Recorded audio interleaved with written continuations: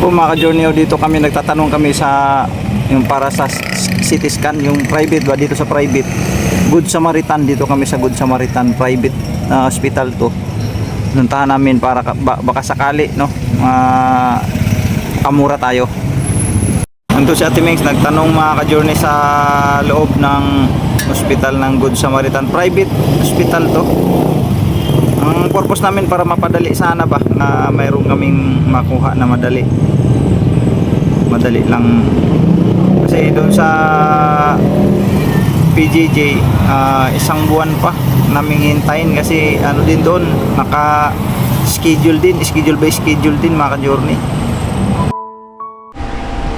So yun mga ka-journey, continue lang po ito dun sa vlog namin kanina na hindi naman kami nakapag-vlog sa ospital po mga ka-journey kasi bawal po mag-vlog dun sa ospital.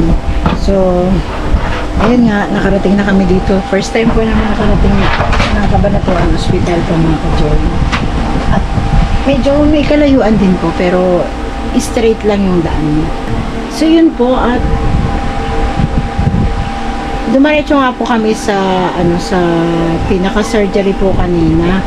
Kasi tinanong ko po kung paano po ang proseso. Una sa information muna ako pumunta mga ka-journey at nagtanong doon sa information. Ang totoo po talaga, kahit saan na hospital po ngayon mga ka-journey is wala na pong walk-in. Talaga mas ngayon kahit cancer patient po so ganun, hindi na po walk-in. Talagang naka-online na po talaga siya. May QR code po talaga siya mga ka-journey. So, yun, syempre, nahirapan ang lola nyo. Talagang sobrang nahirapan ako mga ka-journey. Ang pangit ko talaga dito kasi wala itong filter mga ka-journey. Tapos, eto na po. At tanong ako, sabi niya, sabi ko pa, paano po ito? Meron po kami request form po galing ng Manila kasi dati po kami sa Manila nagpapa-check up at doon din po na-operahan si Mr. tungkol sa kanyang sakit na colon cancer po. Tapos sabi niya sa akin nung pagkaan niya, ay po wala na pong walk-in. Kung gusto niyo po magpa-appointment kayo, eto na. Binigyan kami ng QR code. Siyempre ang mga lola at lolo nyo ay walang alam sa mga ganitong bagay. So, ang ginawa ko, nagpa-load. Inutusan ko muna si Kuya na magpa-load mga ka-journey. Nagpa-load na siya mga ka-journey. Tapos, hindi ako marunong mag-open ng apps na yon na QR code. Meron akong nakitang katabi ko na may anak. Siyempre, kailangan natin maging palakaibigan, mapagtanong, mapanuri, friendly. Yun, in English ko lang yung sinabi ko. Yan. Nagtanong ako, pwede po bang makisuyo? Kasi hindi po ako marunong kung paano ko po ito ma-open tong QR code. Kasi talaga po mga ka-journey, marami po talagang bagay na hindi namin alam sa cellphone kami mag-asawa. So, nandun na kami, kaya nagpaturo agad ako para makita ko agad ang schedule po kung meron pang hapon o gano'n, di ba po?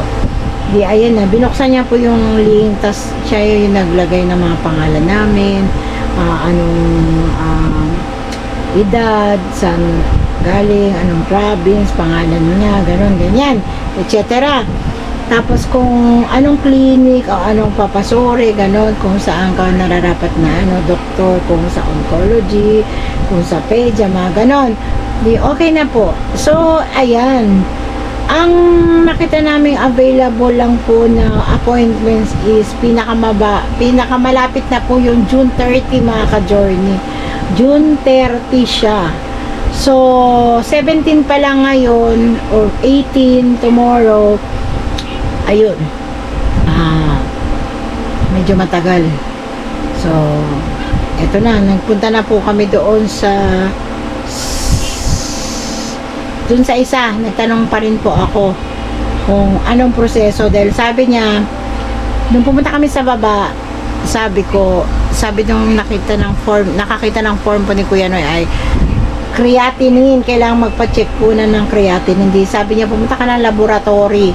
Hindi, pumunta po ako ng laboratory mga ka-journey. Pagdating ko sa laboratory, sabi niya ay hindi po to dito, sa second floor to kasi pang CT scan. Di pumunta po ako sa CT scan doon sa laboratory. sa taas. Nung sinabi naman niya, ay, mami, may appointment na po to. Kahit po surgery, appointment cancer patient, opo, ganun po talaga eh. Yun, pinayos ko na po. Tapos nakita ko nga yun na yun, June 30. Ayan na. Siyempre, medyo malayo. Tapos, ang sabi doon ng proseso, panibagong check-up ka uli. Ayan. Panibagong check-up. Kailangan mo magpa-schedule. Di naka-schedule na po kami. Siyempre, nagtanong din po kami. Ayan, mga ka-journey. At hindi naman po masamang magtanong, di ba? May mga CT scan din po ng mga private dun sa tabi po ng hospital ng public na yun. Nalaglagang nanay na. At nagtanong ako, alam niyo mga ka-journey, Diyos ko po, Mayo Marimar, kung sa East Avenue noon ay 13,000 lang noong nakaraang taon, dito po sa private, kasi natural po talaga private, 27,800 plus po ang napagtanungan ko. Kasi akala ko una nung pagkasabi niyang 17,000 lang mga ka-journey, ang ultrasound na yun, abdomen lang. Kumbaga, dito lang sa baba. Yun pala, complete package na po pala yun, mga ka-journey. 27,800 po talaga ang nakaano doon sa CT scan niya. Kasi, talagang mahal po talaga daw yun, mga ka-journey. Kinakabahan ako. Diba po, mga ka-journey? Meron naman din kami kahit papaanong na dahil marami naman din pong may mamalasakit ng mga nakaraan, tapos may nagpaabot din naman po ng tulong sa amin. Yan. So, hindi po kakayanin ang buong budget ng ganong kalaki, mga ka-journey. Kaya, ang gagawin na lang po namin ay mag-antay. Kasi doon po sa East Avenue, mga ka-journey, tatapatin ko po kayo, December pa siya masi-CT scan. Kasi daw sa sobrang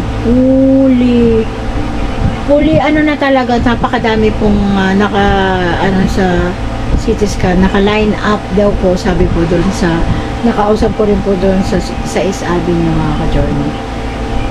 So, ang gagawin po namin ni Kuya Noy, may schedule kami sa June 30, mga ka-journey. Ang gagawin po namin ay, doon po namin malalaman kung anong araw siya or petsa siya masi-CT scan, kasi pa-processing pa po lahat na uli ang kanyang laboratory again.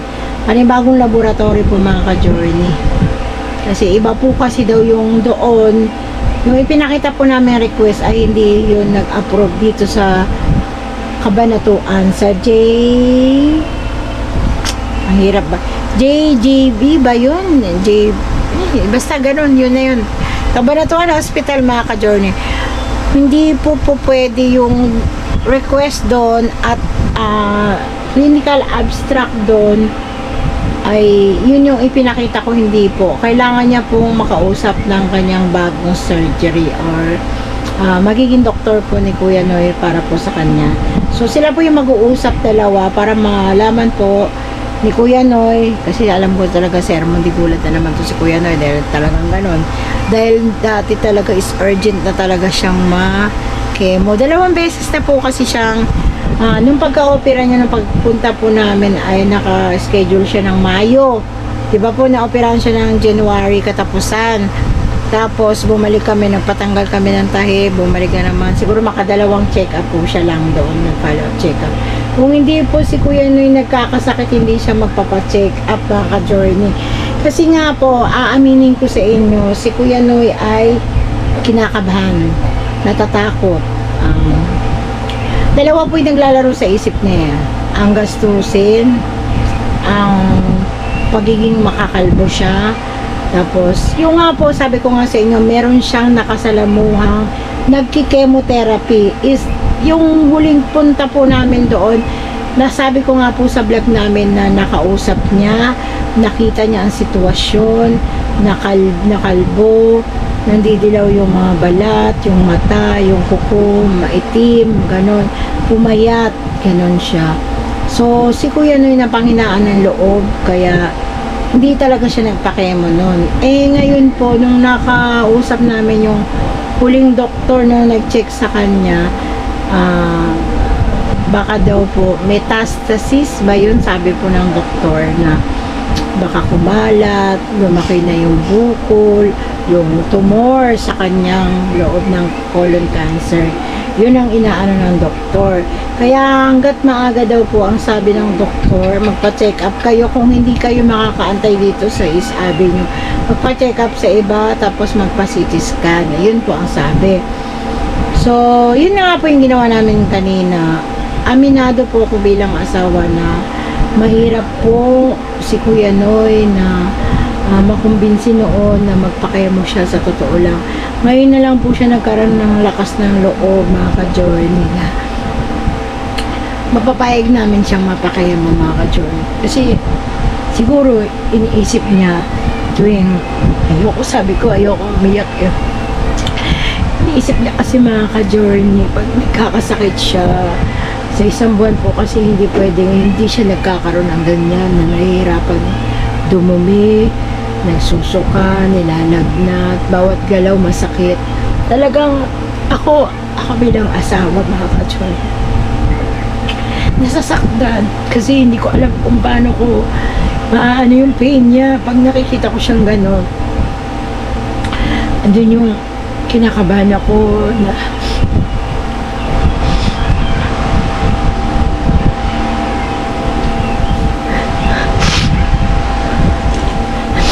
kinakabahan ako na ito na ba yun, mga ka-journey, diba? Bilang asawa, nasasaktan talaga, mga ka-journey, kasi ayoko talaga mag-isa, ayoko mawala ng asawa, ayoko mawala siya, kasi gusto lang, mga ka-journey, ang haba ng panahon namin pinagsamahan, lahat na sinuong naming problema, ang dami na namin pinagdaanan, naging matatag kami mag-asawa dahil sa banding namin. Tapos, kinukomport niya ako lagi dahil talagang mahina ako, mga ka-journey, kaya kung huwag naman po sana. Ngayon po kasi, talagang yung huling na ospital po kasi siya, mga ka-journey, aminado ko na napaiyak siya. Nung dumumi siya ng dugo, tapos may infection yung kanyang urinalysis po. Talagang napaiyak siya. Ay, sabi niya sa akin, mga ka-journey, kung hanggang dito na lang yung buhay ko. Sabi niya gano'n. Wala akong magagawa pero naaawa ko sa mga anak kong maliit.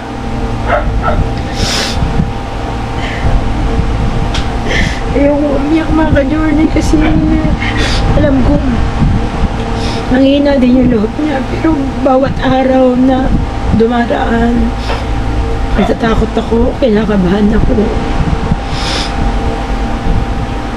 Kasi nga, dahil sa sakit niya, mga ka-journey, hindi ko alam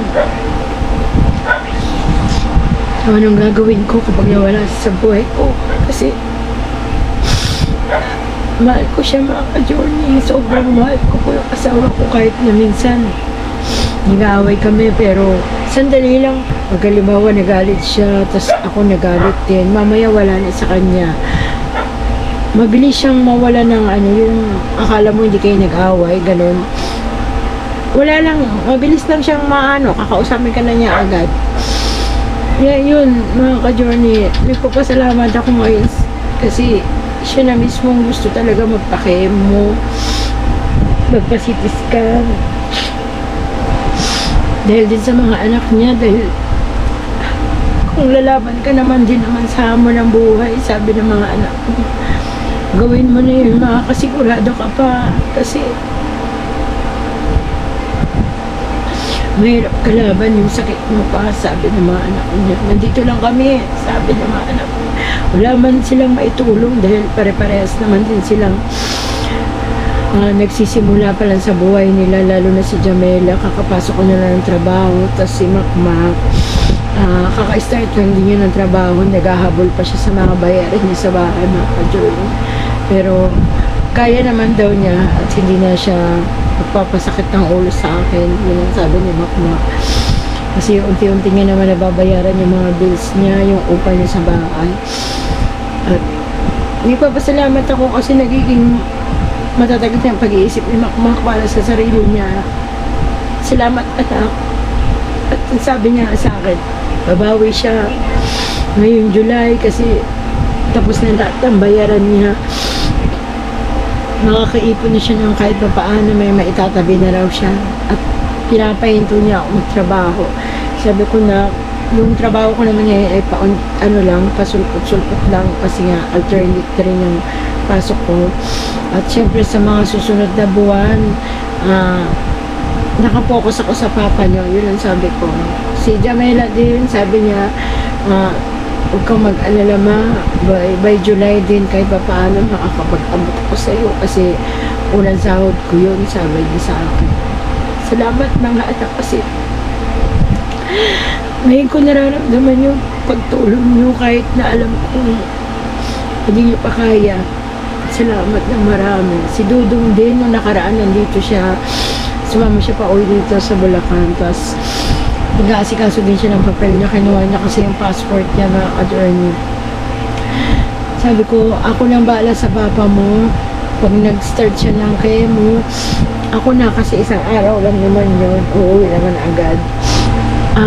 Magtrabaho na lang dong, yun na lang ang sigurong unahin mo para kahit pa paano, sabi mo nga kung gusto mo mag-abot, makakapag-abot ka. Eh, kung dalawa kasi tayo mag-aasikaso para sa papa mo, hassle sa pamasahe, di ba? Kaya ko naman to na, kasi nandito naman si Dede, hindi naman siya nag-aaral ngayon. Siya yung mag-aalaga kay Pau Pau. So yun, mabalik po tayo mga ka-journey. Sinabi sa akin ni Kuya Noy nung mga nakaraang araw, isusugol niya na daw ang buhay niya sa ganito kasi wala naman daw siyang choice eh, kasi naman laging sumasakit. Tapos yung huli nga napatakbo na siya sa ospital na journey kasi hindi niya na kaya yung pain. Kaya sabi ko, huwag mo nang antayin ako na magkaroon ka uli ng sakit, ganon. Tapos yung hindi mo na makayanan, di ba mga ka-journey? Kaya sabi niya sa akin, mga ka-journey, sige ma, magpapasitis ka na ako. Tapos kung ano yung magiging resulta. Pero aminado siya mga ka-journey kasi talagang chemotherapy ang kasunod ng CT scan niya mga ka-journey. Yun talaga yung mangyayari.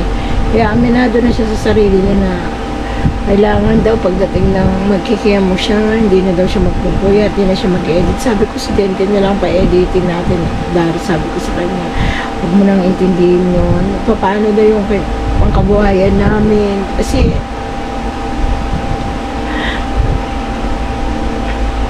mahal po talaga magpaka-emo mga ka-journey kasi nung nasa hospital kami ng sabi nyo nasa 20 plus po ang isang chemotherapy. Tapos 8 session yung binigay sa kanya ng una, hindi niya nagawa. 8 session mga journey.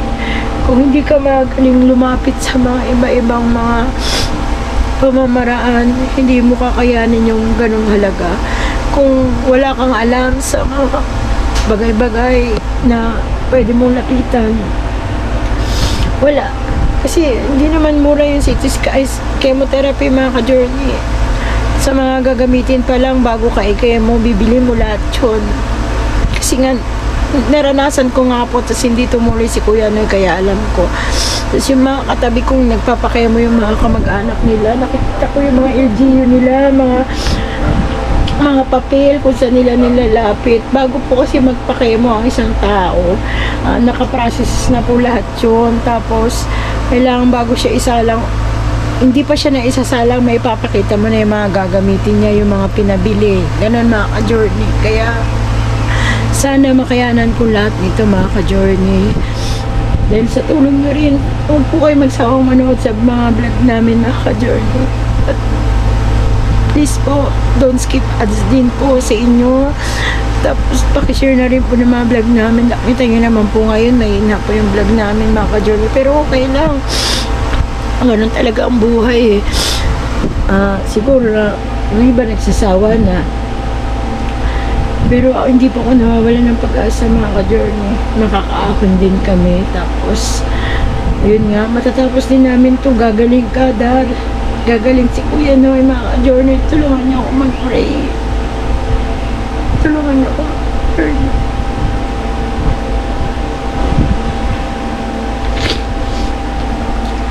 Sa lahat po na nananalangin din sa kanya, sana makaligtas siya sa pagpapakemo, sa lahat ng gagawing procedure po para sa kanya. Maraming salamat po at sa lahat po nagmamahal sa amin, yung mga nagpapaabot po ng tulong. Maraming salamat po sa inyong lahat. Si Tita Charmaine, ayan, si Tita ng Norway, si Tita Lins, salamat po ng marami, lalo na si Tita Butchikchik, si Tita Myrna, Tito Boy, mga nagmahal po sa amin yan. Tsaka si Ate G ng USA, si Tita Evelyn Apilado, si Ma'am Pia Cash, si Ma'am Ladybug, si Nanay Susan, maraming salamat po sa inyo. At si Tita at Uncle ng Oklahoma, maraming salamat po. Si Ma'am Rebecca, maraming salamat po sa inyo. At yung iba pa pong tumulong sa amin, lalo na si Ma'am O, ayan, maraming salamat po sa inyo, Ma'am O, dahil ang dami niyo po na itulong sa amin doon sa colostomy ni Kuya Noy. Yung iba pa po na hindi ko mababanggit, maraming salamat po. Si Ma'am Rene, at saka si Sir Rene, si Ma'am Luming, nagpaabot po sa amin ng tulong noon ng 1 year po na walang upa ng bahay. Maraming salamat po sa inyo. At saka si Tita Ivy ng Hong Kong, thank you very much din po sa pinadala yung barley at saka coffee kay Kuya Noy. Maraming salamat din po. At sa iba pa po nagpaabot sa amin ng barley noon, maraming salamat sa inyo. Nagpapasalamat po kami ng lupos dahil napakadami po nagmahal sa amin. Sobrang thank you po.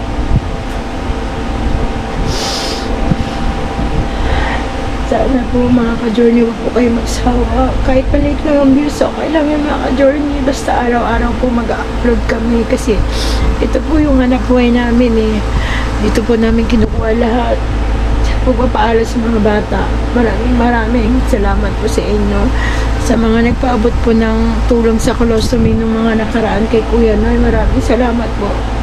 At nagpaabot din po kay Donna, si Ma'am John ng Middle East, saka si Dayayen, maraming salamat. Si Nanay Emmy din po, maraming salamat po sa inyo. At yung iba pa po, hanggang dito na lang po yung vlog namin. See you next vlog po mga ka-journey. Thank you very much and God bless you po sa inyo lahat. Please pray po para po kay Kuya Noy. Salamat pong muli.